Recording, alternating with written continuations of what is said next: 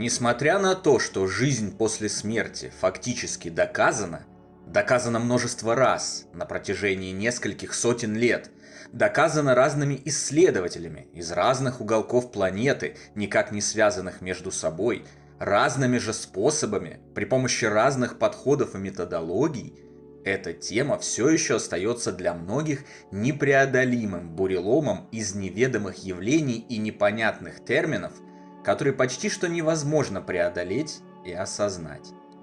Освобождающее от горя, страданий и страхов знание о жизни после жизни, к большому сожалению, все еще не может стать массовым. И у этого есть свои причины. Сегодня мы разберем одну из самых главных таких причин и узнаем, как объясняется жизнь после смерти простым языком и, как говорится, по-научному, чтобы вы смогли легко разобраться и обрести уверенность в том, что вечная жизнь действительно существует, и никто из нас в привычном, стереотипном смысле этого понятия не умирает. Начнем. Сейчас много говорят о жизни после смерти. Это делают эзотерики, ученые, врачи, психологи, медиумы, экстрасенсы, звезды шоу-бизнеса, обычные граждане, такие как мы с вами. Но при обильном количестве разговоров, рассуждений и споров почти никто не может объяснить простым человеческим языком механизм следующей жизни так, чтобы было понятно каждому. В этом состоит одна из серьезнейших проблем донесения важного и нужного знания до как можно большего количества людей и ответ на вопрос, почему до сих пор доказательства существования потустороннего мира окружены флером недоверия, мошенничества, шарлатанства и лжи. Ученые топят людей в дебрях научных теорий разной степени качества, квантовой физики и бездне непонятных терминов. Блогеры-специалисты по тому свету, конъюнктурно пилящие контент ради просмотров и заработков, уклоняются от ответов, потому что сами ничего не знают и не понимают.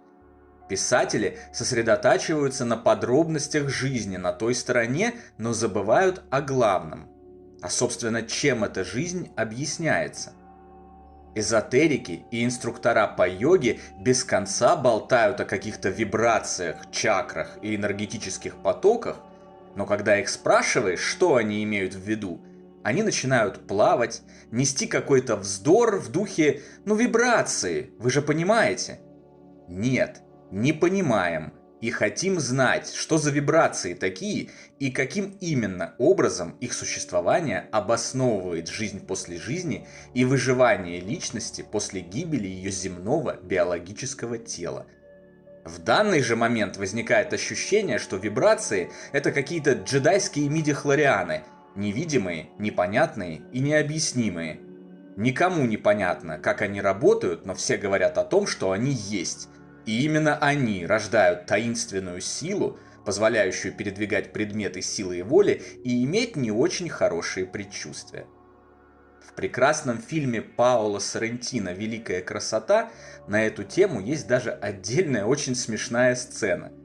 В ней главный герой, известный римский светский лев, берет интервью у крупной специалистки по духовности и спрашивает ее, что же такое эти загадочные вибрации. Разворачивающийся в дальнейшем диалог здорово веселит и остается в памяти как пример того, о чем я говорю. Посмотрите этот шикарный фильм, гарантирую, вы не потеряете время зря. На самом же деле, по крайней мере на мой взгляд, все довольно просто. Я не понимаю, почему люди обходят этот важный вопрос стороной и не формулируют механизм жизни после жизни так, чтобы он был понятен каждому.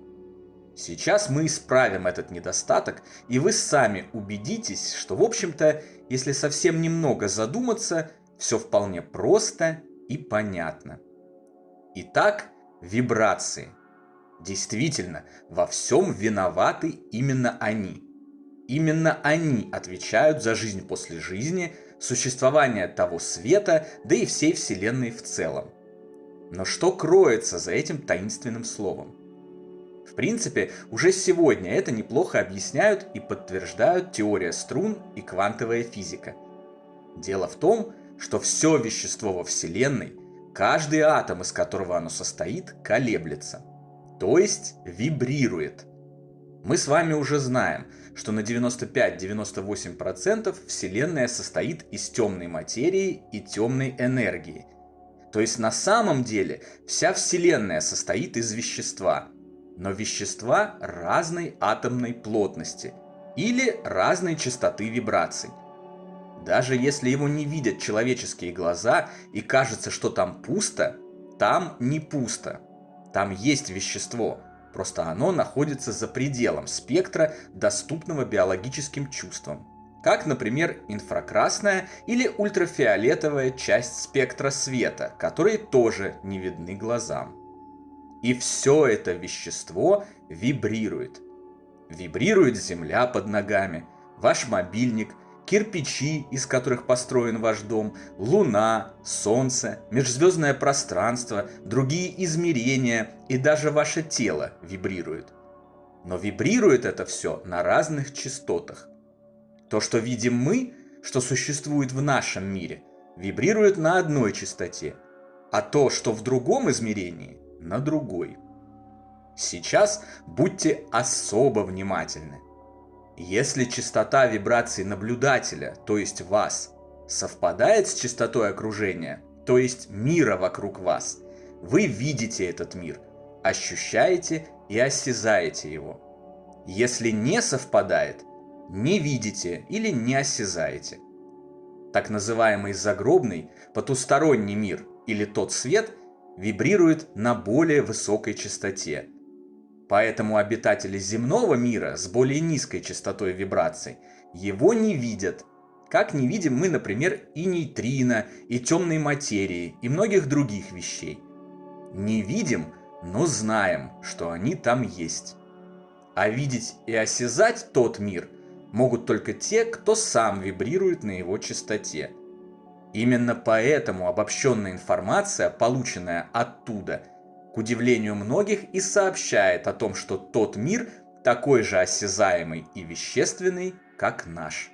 Там есть почва, предметы, которые можно трогать, дома, горы, реки, моря и плотные тела обитающих там людей. Это вполне логично. Для закрепления понимания приведу следующий пример. Каждый из нас время от времени смотрит телевизор. Изображение и звук на экране для нас, наблюдателей, возникают только тогда, когда телевизор настроен на прием определенной частоты. Стоит слегка отклонить настройку от этой частоты, и на экране будет только белый шум или совсем другое шоу. Радио преобразует сигнал в звук только тогда, когда настроено на определенную частоту, на которой этот звук передается, и тогда мы его слышим физическими ушами. Такой же принцип разделяет и существующие миры.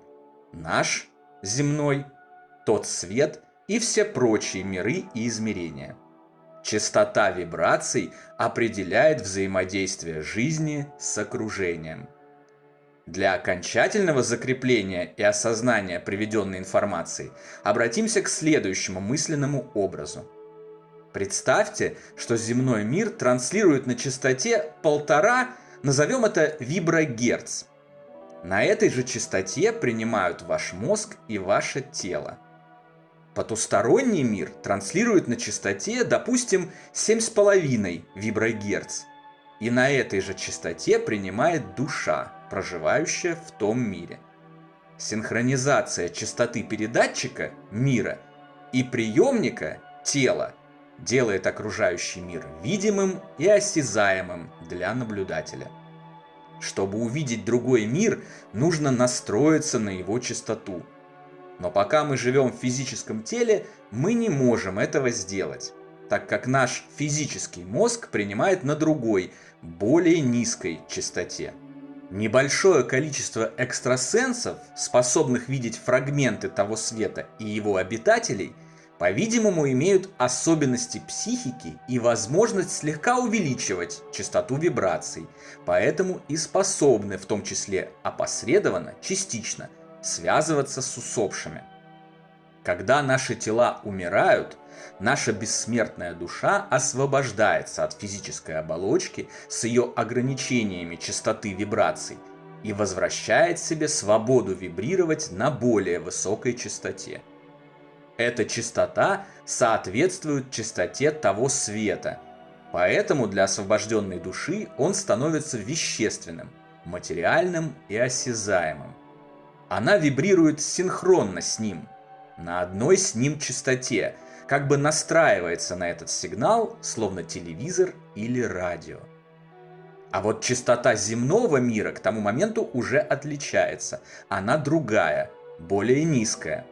Для души, вибрирующей теперь на более высокой частоте, этот мир становится недоступен.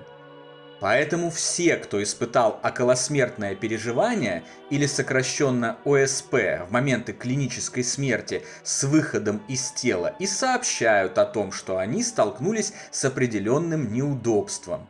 Их руки проходили сквозь людей и предметы, и никто из живущих их не видел и не слышал. Здесь тоже все логично и полностью вписывается в озвученное мною объяснение. Просто сигнал был рассинхронизирован.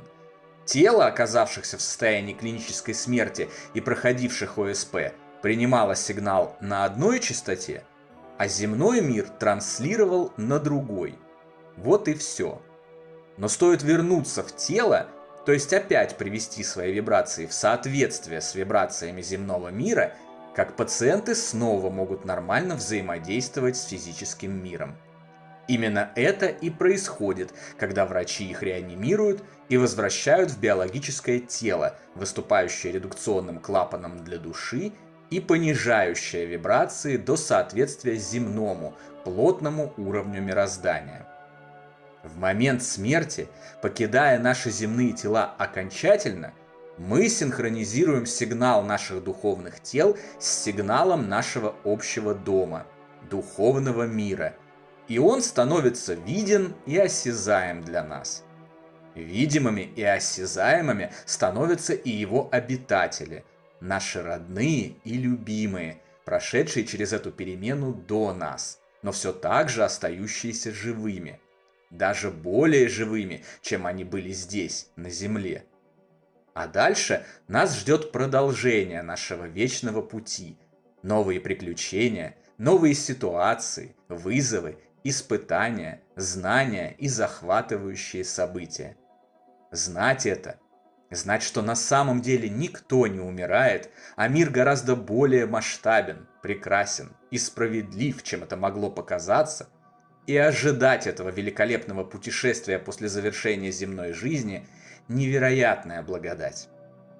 Теперь вы знаете, как объясняется механизм жизни после смерти простым языком и по-научному, и можете сделать еще один шаг к полной уверенности в том, что на самом деле никто не умирает, и у всех нас все обязательно будет хорошо.